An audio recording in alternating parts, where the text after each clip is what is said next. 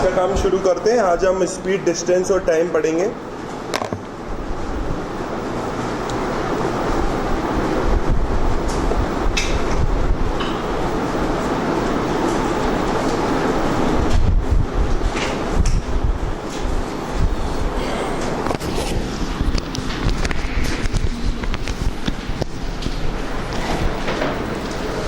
तो पढ़ना स्टार्ट करते हैं इसको। चाल, दूरी और समय, बड़ा सिंपल चैप्टर है, थोड़ा सा टेक्निकल और सिंपल चैप्टर है। स्पीड आपको पता है, मान लो मैंने बोला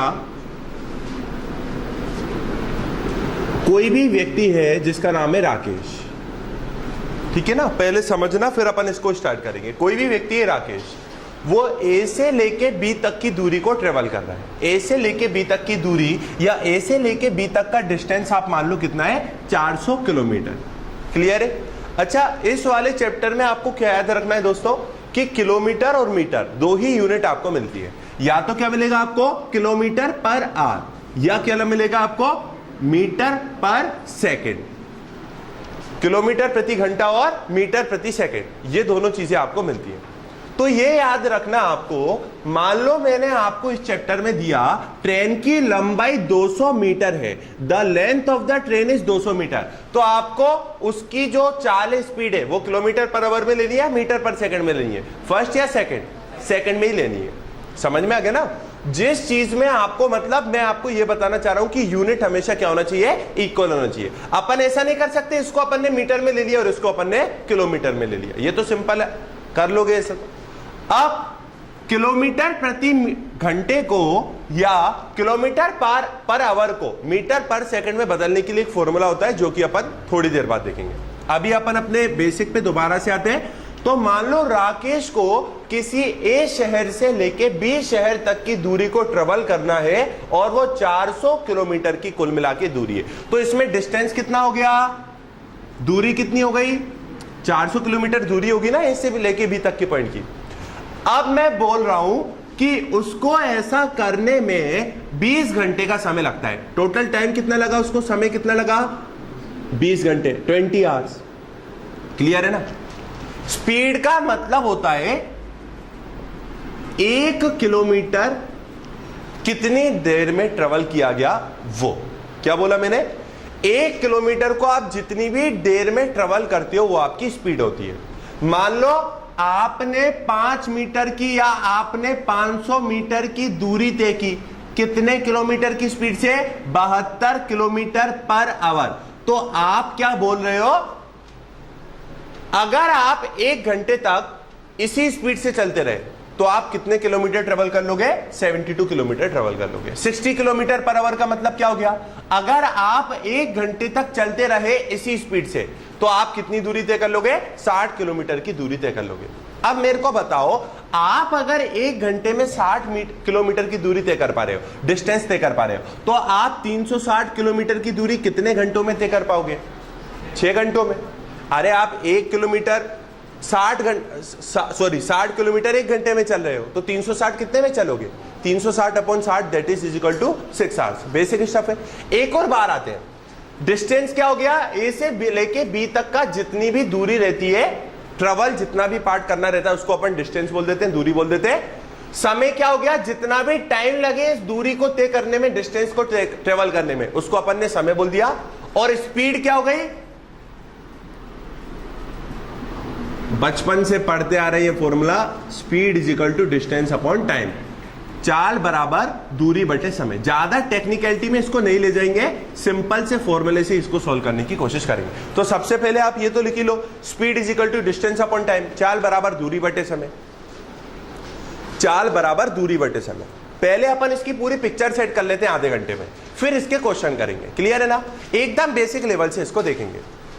स्टार्ट करते हैं। तो ये तो हमको समझ में आ गया, speed is equal to distance upon time, चाल बराबर दूरी बटे समय। अब जो मैंने आपको बताया था कि हमको किलोमीटर पर आवर को मीटर पर सेकंड में कैसे बदलना है, तो उसको कर लेते हैं। क्या बोल रहा हूं मैं? सबसे पहले मैंने क्या बोला? किलोमीटर पर आर को मीटर पर सेकंड में बदलने के लिए या किलोमीटर प्रति घंटे को मीटर प्रति सेकंड में बदलने के लिए हम क्या करेंगे?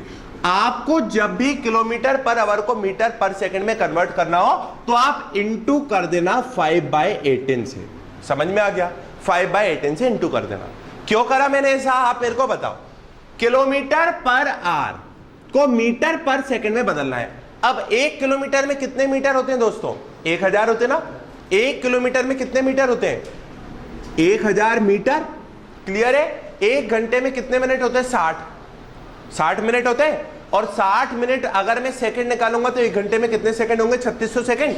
तो मैंने 1000 बटे में 3600 करा, 2 जीरो से 2 जीरो कैंसिल, ये गया 5 बार, ये गया 18 बार। लेकिन हमको एग्जाम में ये कैलकुलेशन तो करनी नहीं है, समय को बचाना है, तो डायरेक्ट ही हम काय से इंटू कर देंगे? 5/18 से। एक और बात, किसी भी चीज को मीटर पर सेकंड में बदलने के लिए 5/18 से इंटू कर देना है।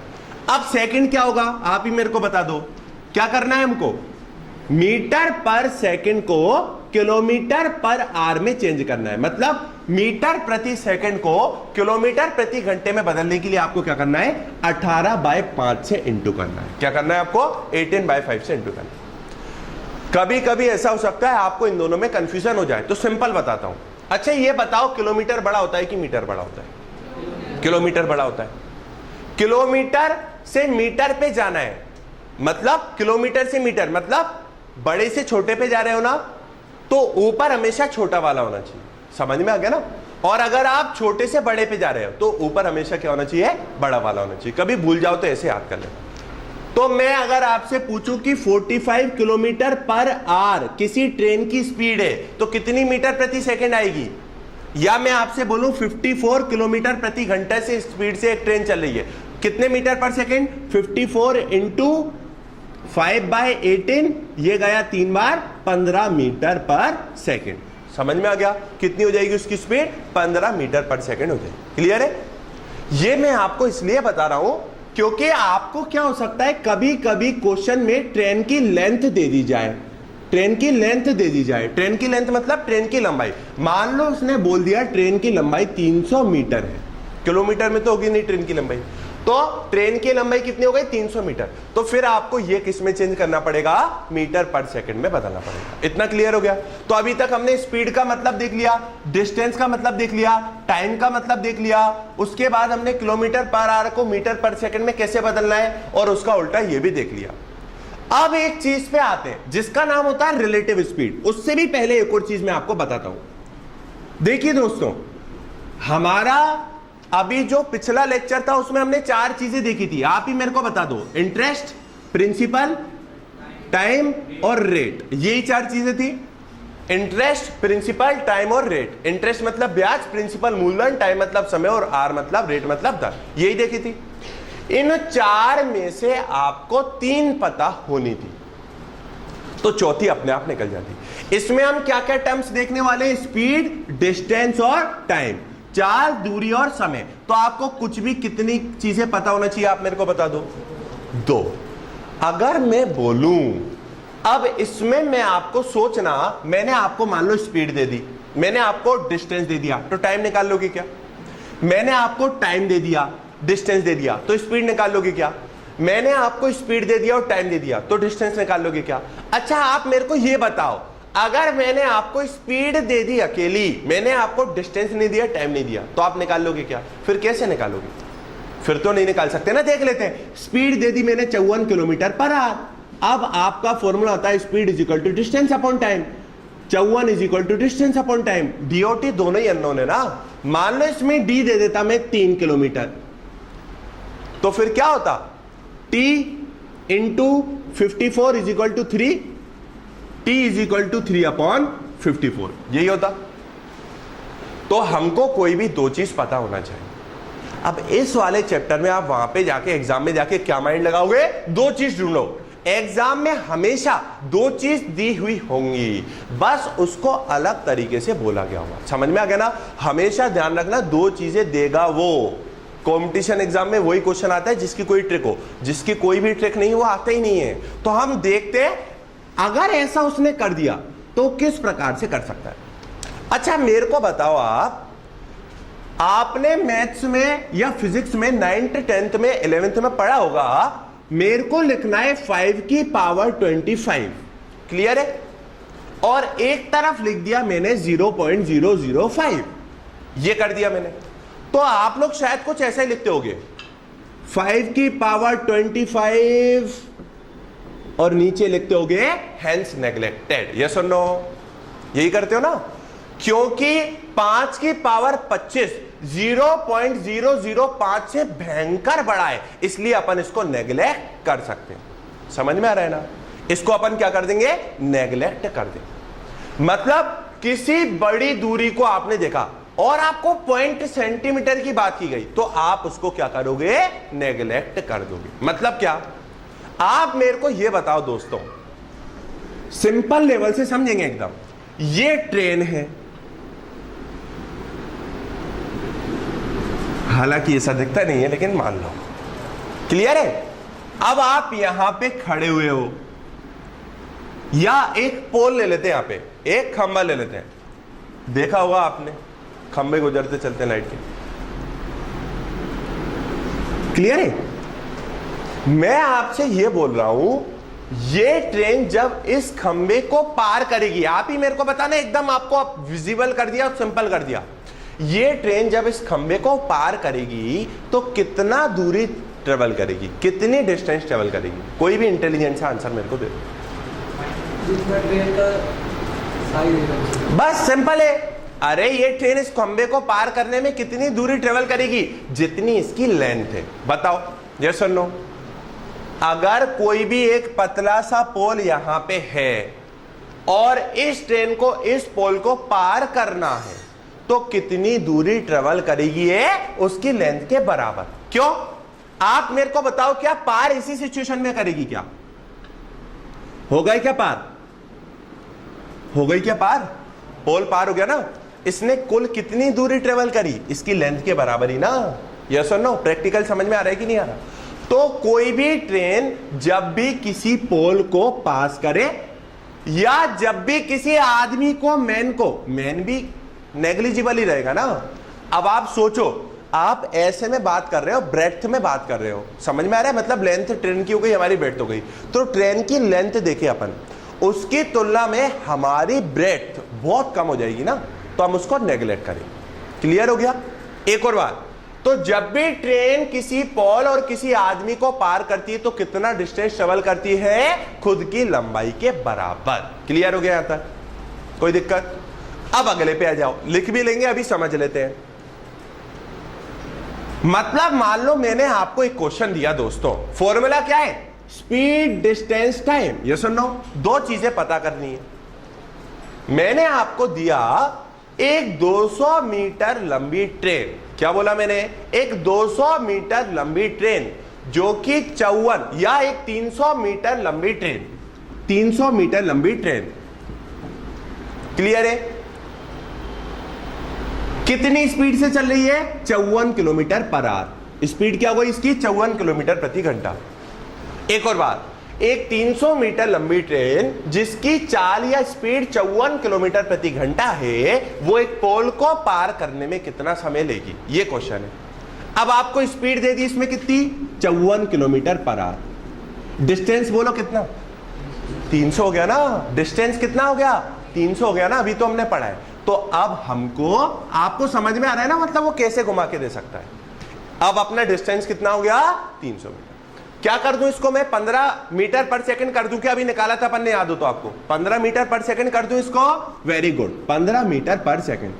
Speed is equal to distance upon time, time is equal to distance upon speed, time is equal to 300 upon 15, that is equal to 20 second. मतलब कितने सेकंड में पार कर लेगी वो, 20 सेकंड। क्लियर हो गया। तो ये है इसका बेसिक मतलब।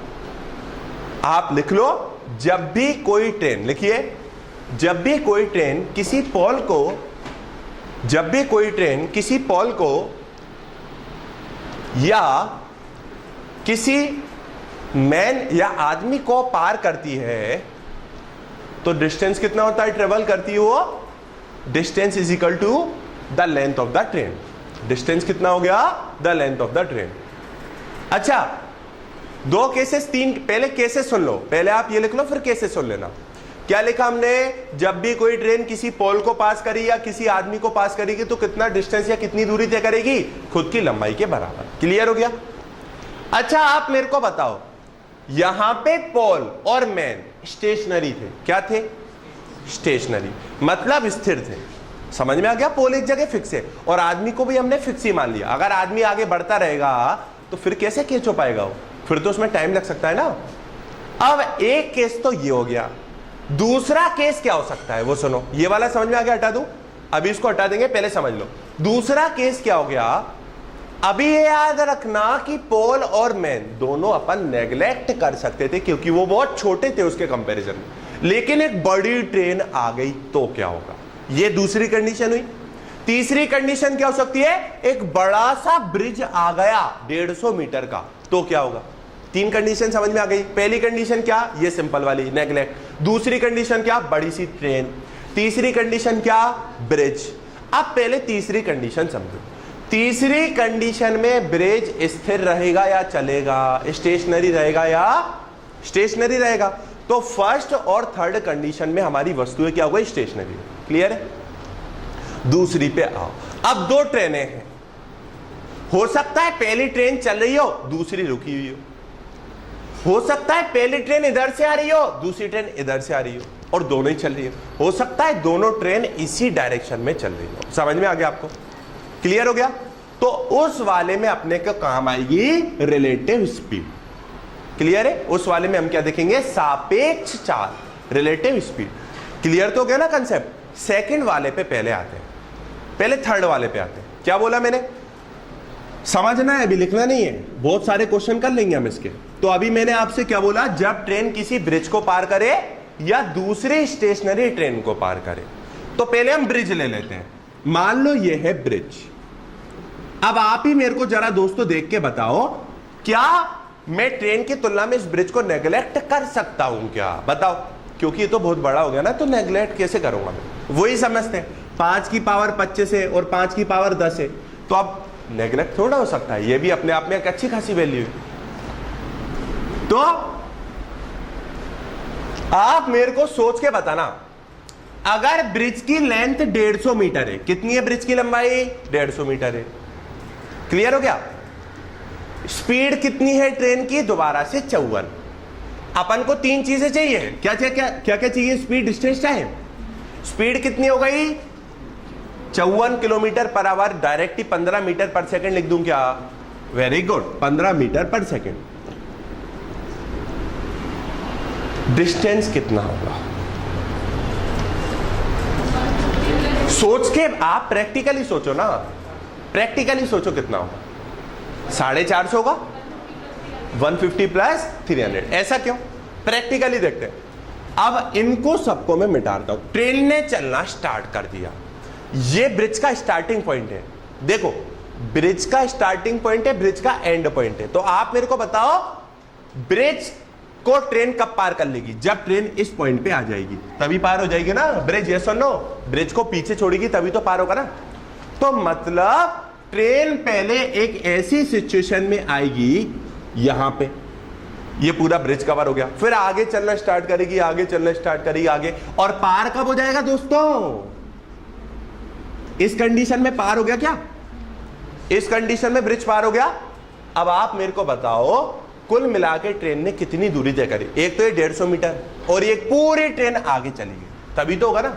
अगर मान लो ये ट्रेन बीच में रही तो फिर पार थोड़ा हुआ है। खुद की लेंथ को छोड़ना पड़ेगा इसको आगे की तरफ, खुद की लेंथ को इसको आगे की तरफ छोड़ना पड़ेगा, तभी वो पार होगी। तो दूरी कितनी हो गई आपकी? 450 मीटर। समझ में नहीं आया तो सिंपल सी ट्रिक याद कर लो। जब दो बार लंबाई दी हो, दोनों को जोड़ना है। पोल की लंबाई दी थी क्या? आदमी की लंबाई दी थी क्या? नहीं दी तो मत जोड़ो, दी है तो जोड़ लो। समझ में आ गया? कर लोगे? एक क्वेश्चन कर लो, चलो यही वाला कर लो। स्पीड कितनी है दोस्तों? 54 किलोमीटर पर आवर। अब आप इससे करके देख लो जरा,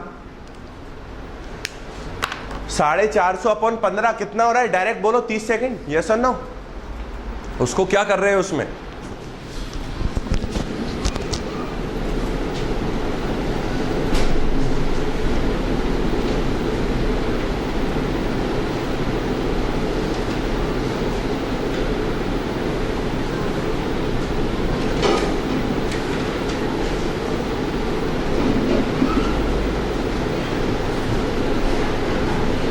एनी डाउट सो फार? अभी तक कुछ डाउट है? तो इसको आप लिख लो पहले, फिर इसको बनाना। लिखिए, Whenever a train crosses a platform, अच्छा प्लेटफॉर्म भी हो सकता है, पूरे प्लेटफॉर्म को कैसे क्रॉस करेगी ट्रेन? प्रैक्टिकली सोचो, अपने आप को इमेजिन करो स्टेशन पे खड़े हो, ठीक है? इमेजिन करने के साथ साथ आपको अपने पास में एक छोटा सा बच्चा भी नजर आएगा जिसने फटे कपड़े पहन रखे, कुछ खिला दो मेरे को। चलिए लिखिए, तो Whenever a train passes a platform, bridge, another stationary train, जब भी कोई ट्रेन किसी प्लेटफॉर्म, ब्रिज अथवा किसी दूसरी स्थायी ट्रेन को पार करती है, तो दूरी कितनी होती है? Then distance is equal to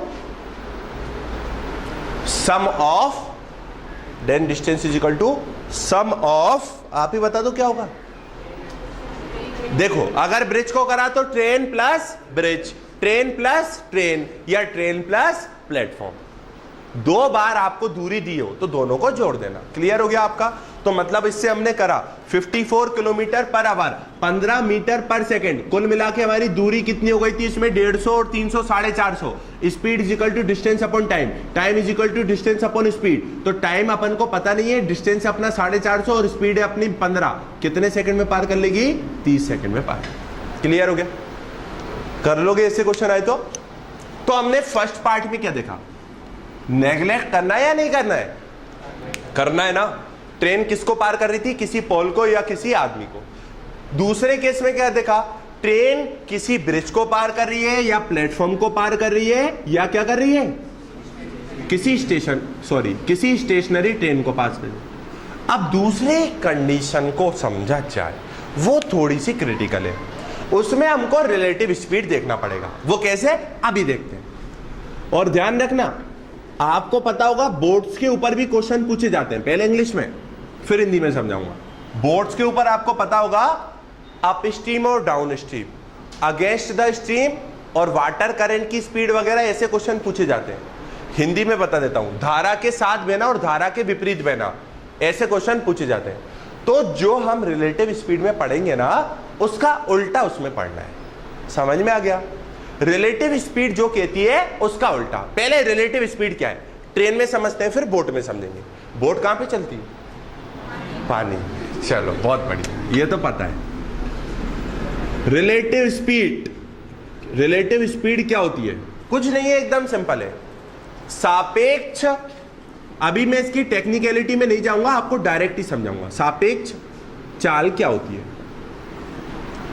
speed तो हमने देख ही ली है, उसके आगे रिलेटिव और लग गया। मतलब सेकंड वाली कंडीशन में क्या क्या हो सकता है उसको समझते हैं। इस बार थोड़ी छोटी ट्रेन लेंगे। ये 150 मीटर की ट्रेन है और मान लो ये 200 मीटर की ट्रेन है। क्लियर हो गया?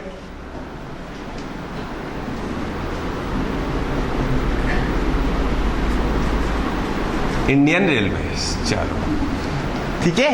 ये 150 मीटर की ट्रेन है और ये 200 मीटर की ट्रेन है। क्या हो सकता है? ये इस डायरेक्शन में जाए या इस डायरेक्शन में जाए। ये वाली इस डायरेक्शन में जाए, दोनों चल रही है, और ये वाली इस डायरेक्शन में आए। क्लियर है? स्टेशनरी तो वाला हमने देख ही लिया, मतलब ये ट्रेन चल रही है और ये ट्रेन नहीं चल रही है, वो तो देख ही लिया।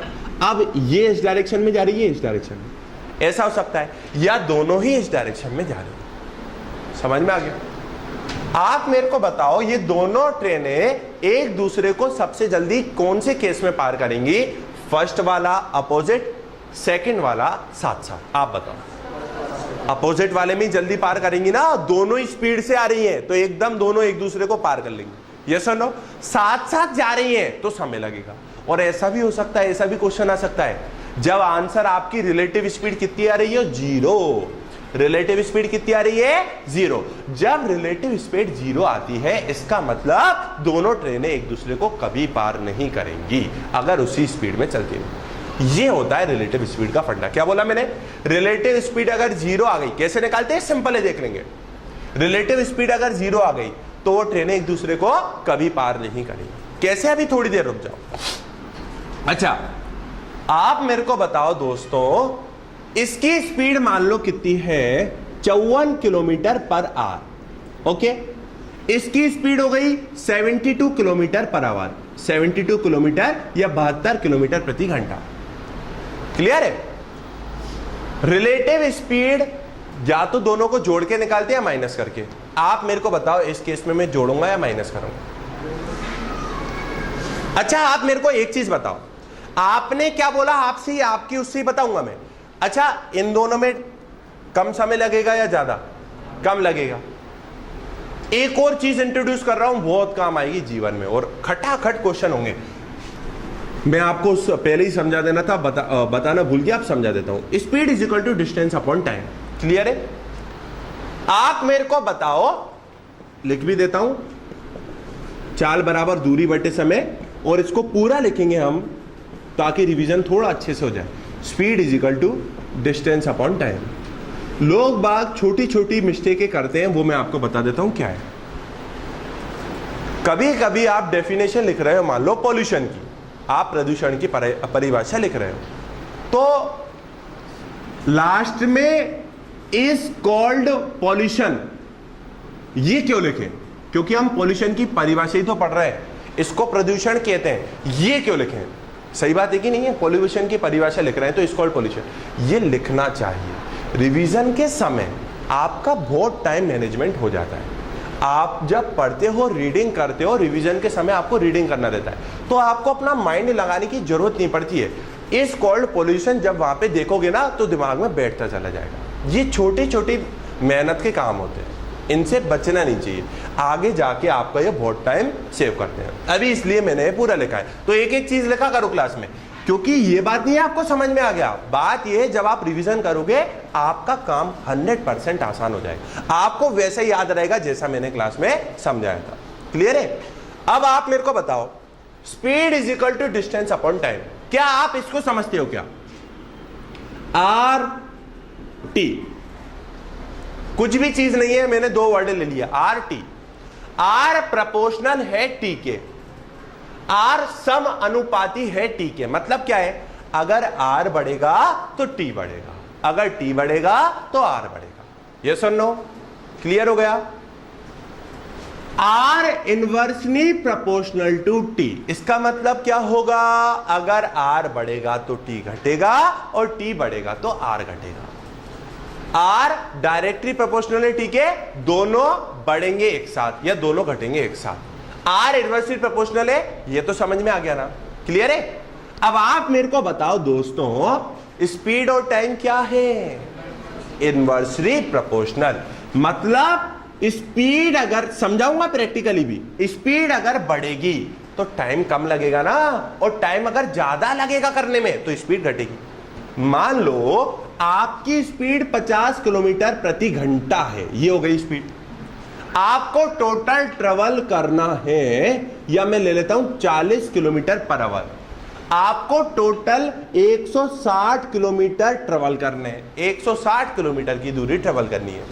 और दूसरे केस में मैंने स्पीड बढ़ा दी, 80 किलोमीटर प्रति घंटा कर दी, और आपको अभी भी कितने करने? 160 किलोमीटर। 40 किलोमीटर प्रति घंटे में 160 किलोमीटर कितने घंटे में पार करोगे? 4। कितने घंटे में? 2। तो जब आपने स्पीड बढ़ाई, टाइम कम हो गया ना, और जब आप टाइम बढ़ाओगे स्पीड कम हो जाएगी। कुल मिला के क्या बताना चाह रहा हूं? Speed is inversely proportional to time. Clear है? एक और चीज देखते हैं, speed is directly proportional to distance. मतलब चाल दूरी के डायरेक्टली प्रोपोर्शनल। क्लियर हो गया? याद रहेंगे ये दोनों चीजें। अच्छा, एक चीज पूछता हूं, सिंपल सी चीज, अगला क्वेश्चन, मतलब आने वाले क्वेश्चनों में एक क्वेश्चन है, और ये 100% बोनस क्वेश्चन है। आप मेरे को बताओ, अगर मैंने बोला स्पीड 4/5x है, क्या बोला मैंने? स्पीड कितनी है? 4/5x। मैंने डिस्टेंस नहीं दिया, डिस्टेंस कितना होगा? 5/4x। यस और नो? समझ में आ गया ना? मान लो किसी क्वेश्चन में मैंने आपको स्पीड दे दी 4/5x, और आपको करना है उसमें डिस्टेंस फाइंड, तो डिस्टेंस कितना हो जाएगा? इसका उल्टा। आपने तो बोला इनवर्सली प्रोपोर्शनल, तो ये आपको कनेक्शन आना चाहिए। क्लियर हो गया? बढ़े आगे और अंदर घुसते चले जाएंगे। अभी तक हमने क्या पढ़ा इसको भूलो, कंफ्यूज मत हो। अभी तक जो पढ़ा हमने उसको रिवाइज करते हैं। सबसे पहली चीज क्या पढ़ी है? सबसे पहले हमने स्पीड, डिस्टेंस, टाइम देखा। उसके बाद किलोमीटर पर आवर को मीटर पर सेकंड में कैसे बदलना है। उसके बाद मीटर पर सेकंड को किलोमीटर पर आवर में कैसे बदलना है। उसके बाद हमने देखा ट्रेन किसी पोल को या आदमी को पार कर रही है। उसके बाद हमने देखा ट्रेन किसी स्टेशनरी ट्रेन को पार कर रही है। उसके बाद आ गए हम रिलेटिव स्पीड पे। इसको मिटाते हैं, आप लिख लेना इसको। स्पीड डायरेक्टली प्रोपोर्शनल होती है टाइम के, सॉरी, स्पीड इनवर्सली प्रोपोर्शनल होती है टाइम के और डायरेक्टली प्रोपोर्शनल होती है डिस्टेंस के। मतलब अगर स्पीड बढ़ी तो टाइम घटा, ऐसा भी कर लो, और अगर स्पीड बढ़ी तो डिस्टेंस बढ़ेगा। क्लियर है? एकदम प्रैक्टिकल चल रहे हैं हम, कुछ भी इसमें ऐसा नहीं पढ़ रहे हैं जो हमारे दिमाग को समझ में ना आए, क्योंकि इससे ज्यादा प्रैक्टिकल कुछ हो नहीं सकता और मैं समझा नहीं सकता। तो आप अपने टॉपिक पे दोबारा आते हैं, रिलेटिव स्पीड क्या होती है। उसके पहले एक और चीज बता देता हूं, आप ही मेरे को बताओ। मान लो एक फॉर्मूला है PRT, हालांकि ये कोई फॉर्मूला नहीं है, मान लेते हैं। तो P T के डायरेक्टली प्रोपोर्शनल होगा कि inversely? P is directly proportional to R and P is inversely proportional to T। ये तो समझ में आ रहा है ना? अच्छा, T और P में क्या रिलेशन है? सॉरी, P और R में क्या रिलेशन है? Directly proportional. T और R में क्या है? देख लेते ना। T और R में P T is equal to R, P into T is equal to R। क्या पूछ रहा हूं मैं? T और R में T is directly proportional to R। Clear हो गया? एक आंसर और दे दो बस, आत्मा प्रसन्न हो जाएगी। A is equal to B upon C। B और C इनवर्सली प्रोपोर्शनल होंगे या directly? B is directly proportional होगा ना, क्योंकि C जब यहां पे आएगा तो डायरेक्टली हो जाएंगे ना। क्लियर हो गया? समय बचाना है दोस्तों। क्लियर? बढ़ते हैं आगे, अपने एजेंडा पे दोबारा आते हैं। हम इसको लिख लेते हैं, इस लर्निंग को। Speed is directly proportional to distance और speed is inversely proportional to time. ये हो गया हमारा काम। अब इस पे आते हैं। क्या पढ़ रहे थे हम दोस्तों? Relative speed. What is relative speed? सापेक्ष दूरी। आपने अभी मेरे से, मैंने आपको दो केस बताए और दोनों क्वेश्चन में आपने मेरे को एक सजेशन दी। वो सजेशन बहुत सिंपल सी थी कि सर अगर दोनों ट्रेन अपोजिट डायरेक्शन में चल रही है तो टाइम हमको क्या लगेगा? कम। एक और बना लेते हैं सेम डायग्राम।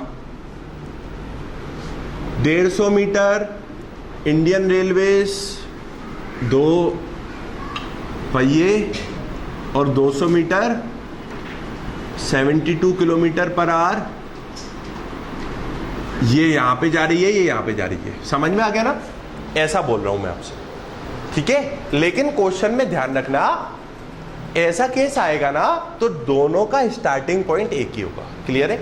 दोनों का स्टार्टिंग पॉइंट क्या होगा? एक ही होगा। क्लियर? अब आप मेरे को बताओ, ये दोनों ट्रेन एक दूसरे को जल्दी पार करेंगी या ये? फर्स्ट केस और सेकंड केस। सेकंड केस में जल्दी पार होगा। जल्दी पार मेरे को करना है, टाइम कम लगे। टाइम कम लगेगा कब? जब स्पीड ज्यादा होगी। यस और नो? टाइम कम कब लगेगा? जब स्पीड ज्यादा होगी। स्पीड को मैं जोड़ूं या माइनस करूं? सिंपल है ना, जोड़ेंगे ही सही ना। प्रैक्टिकल समझा रहा हूं एकदम, कुछ भी इसमें नया नहीं है। आपने क्या बोला? सर टाइम मेरे को कम चाहिए। टाइम कब कब आएगा? जब स्पीड ज्यादा होगी। स्पीड ज्यादा कब आएगी? जब जोड़ोगे। इस केस में आओ, रिलेटिव स्पीड। रिलेटिव स्पीड को आप प्लस करोगे या माइनस? डायरेक्ट बोलो। टाइम आपको ज्यादा लगेगा ना? ज्यादा कब लगेगा? जब स्पीड कम आए। स्पीड कम कब आएगी? माइनस। सिंपल, समझ में आ गया? बस यही है इस चैप्टर में। करना स्टार्ट करें। मतलब सुन लो, लर्निंग क्या है इंपॉर्टेंट इसमें? जब दो ट्रेन अपोजिट डायरेक्शन में चलती है तो रिलेटिव स्पीड जुड़ जाती है। जब दो ट्रेन सेम डायरेक्शन में चलती है तो रिलेटिव स्पीड क्या आती है? माइनस करके। लिख लो, when two train travels in the same direction, when two train travels in the same direction, then relative speed is obtained by same direction है ना? सेम डायरेक्शन लिखा है ना पहले? then relative speed is obtained by subtracting the speeds और अगला आप अपनी मर्जी से लिख लो, जब दोनों एक तरफ आ रही हैं तो स्पीड माइनस कर देना, जब दोनों अलग अलग जा रही हैं तब स्पीड प्लस कर देना। सिंपल है, आपको मैं प्रैक्टिकली समझा चुका हूं।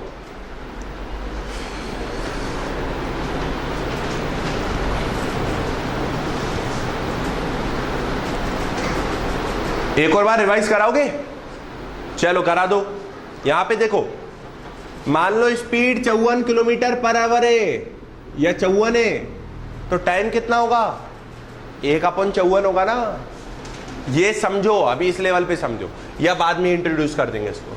क्लियर हो गया? तक कर लेंगे आप लोग अगर ऐसा क्वेश्चन आता है। अब क्या कर रहा है ये तो सुन लो, रिलेटिव स्पीड तो निकालनी, लेकिन होगा क्या उससे? इसी क्वेश्चन को करते हैं सबसे पहले।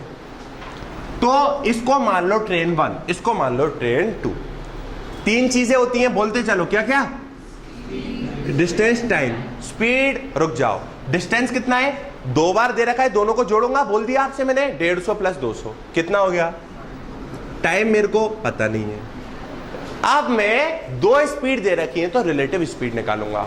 रिलेटिव स्पीड क्या आएगी? प्लस करके 72 और 54, 126 हुआ। क्या 126 हुआ? 126 किलोमीटर पर आवर। ये क्या है? पर सॉरी मीटर है नहीं। 126 को क्या आप उसमें बदल लोगे? क्या कैसे बदलोगे? 5/18 और 18/5।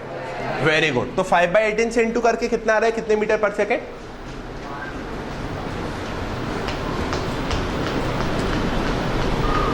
करो। 54, 7, 70। अरे दोस्तों क्या कर रहे हो? 35 आ गया ना। कितने मीटर पर सेकंड आ गई? 35 मीटर पर सेकंड। कितना टाइम लगेगा दोस्तों? 10 सेकंड लगेगा ना। Speed is equal to distance upon time. Speed is equal to distance upon time. Time is equal to distance upon speed. Time कितना हो गया? सॉरी डिस्टेंस है 350। 10 कितना टाइम लगेगा? 35 सेकंड। अच्छा 35, सॉरी 10। क्लियर है? प्रैक्टिकली समझ में आ गया? दूसरा वाले का आप खुद ही कर लो, क्या क्वेश्चन होगा आपको खुद ही पता है। दूसरे वाले का कर लो, कितना रहे? माइनस करोगे ना तो रिलेटिव स्पीड कितनी आ गई? 18। 5 मीटर पर सेकेंड 70 सेकेंड, 70 ही आ रहा है। Very good.